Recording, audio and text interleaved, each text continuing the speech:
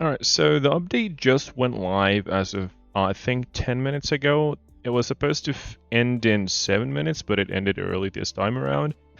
They did actually do some changes to the UI, as you can see, and I'm not sure what else was changed. But for today's video, I'm only going to be looking at the new character because I did make the bold claim that she will be the best unit in the game. I don't think it was very bold, was it? Her kit seemed absolutely broken. Um, she is disorder, which is weird because Sharon was disorder as well. Let me see how many disorder characters we have. That's 4. So it's 9. And then how many constant? 1, 2, 3, 4, 5, 6, 7. So we have 7 constant, 9 disorder. That seems a bit uneven, but you know, XD is gonna do whatever they please. Let's look at her stats. I did notice this also. This is another change. I don't remember them mentioning any UI changes, but alright, so let's see the max level. 119 speed, so she is going to be slow, but like I said, it's not going to matter how slow she is because of what her passive did, if you read it from the preview. And I can clearly see that she is getting quite a bit of crit rate from her stats, which is to be expected because she will be a crit-based healer. Let me go look at her prowess first of all. Okay. I did think that her crit rate would be on the P2, but I guess healing might be more important, so it makes sense. I will not be going for any of her dupes yet. I'll just be going for one copy. Also, the unit is out actually.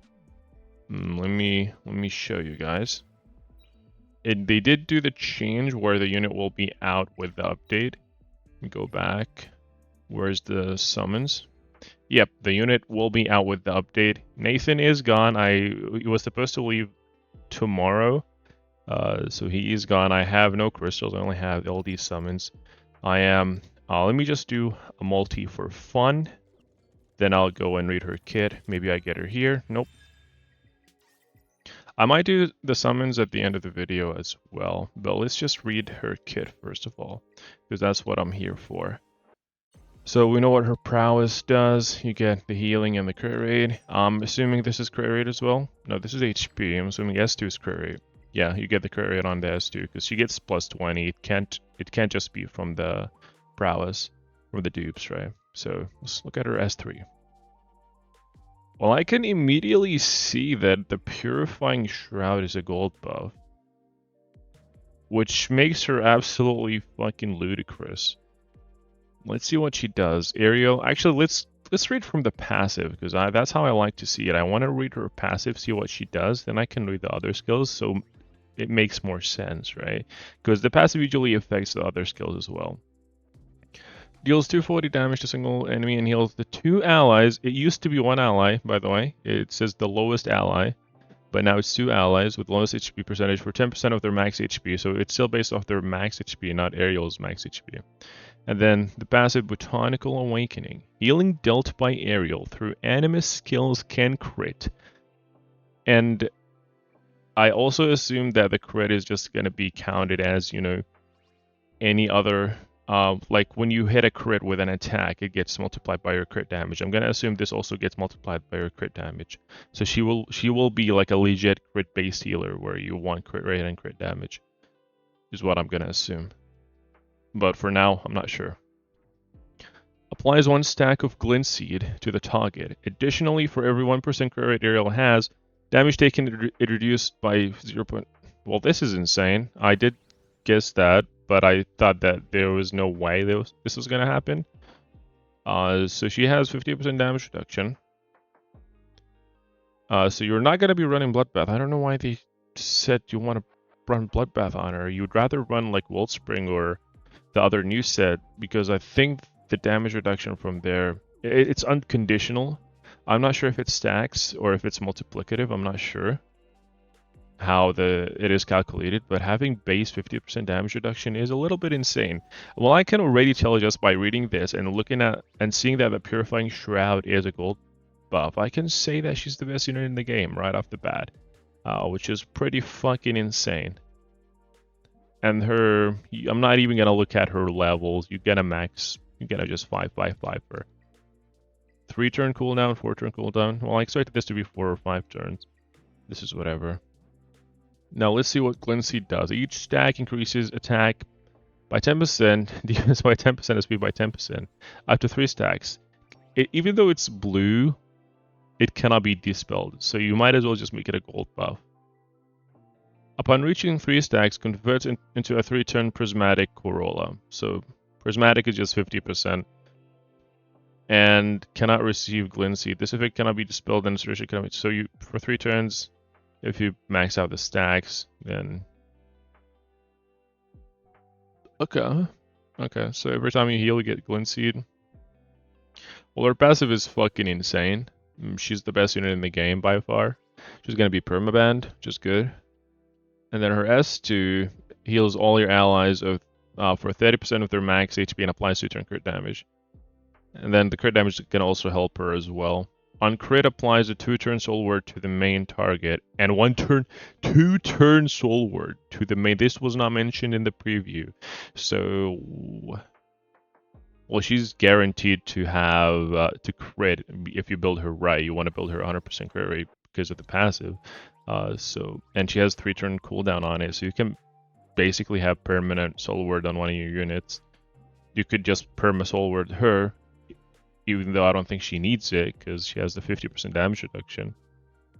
And now let's see her S3 because I'm pretty sure this is fucking insane gold. I didn't expect this to be gold. I didn't even read what it does. Heals all allies for 40% of their max HP. Increase all allies turn meter by 15%. 15% is like whatever. It's cool. When healing overflows, additional increase turn meter by 10%. So it's just assume that it will always be 25%. I think that's a fair assumption, unless it's very later on in the game where the PvP, where the arena effect takes place, right?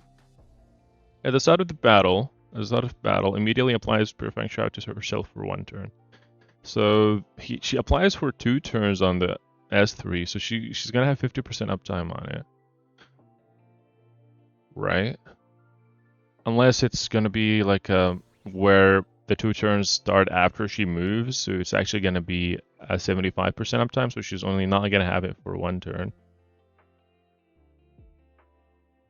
Regardless, she will be broken. I'm assuming it's gonna be like where she will only have 1 turn downtime on it, because I'm assuming the 2 turns will start after she takes a turn, right? The next turn. So Purifying Shroud, while active, whenever an ally loses HP, Areal gains turn meter equal to the percentage lost. So this changed. It used to be all allies gain turn meter, so now it's Areal that gains turn. Okay, this sounds more balanced. At the start of each ally's turn, purifies 2 debuffs from that ally and heals them for 20%. So she doesn't only purify, she also heals. But yeah, this is balanced because it used to, in the preview it says all allies gain turn meter whenever one ally gets hit. Now it says Areal gains turn meter. That is balanced, right? How balanced is it? I still think she's the best unit in the game, at least alongside Nathan. How balanced is this? I mean, if it was all allies, it would have been just absolutely insane. But she permanently cleanses, but it's not like Aya where Aya has to take a turn. It's like the ally has to take a turn. So I think Aya's cleanses are a little stronger because you build Aya in a way that she cycles the more times she's hit if you build her on Reaper, which you should. But this is like Doki where the ally has to take a turn. So if you're playing with like a slow bruiser like Raymarie and she's defense broken, for example, she's not going to get rid of that until she takes a turn, for instance, right? But she's still fucking insane. I do like that this is a 4-turn cooldown. This is also really good. This is the insane part.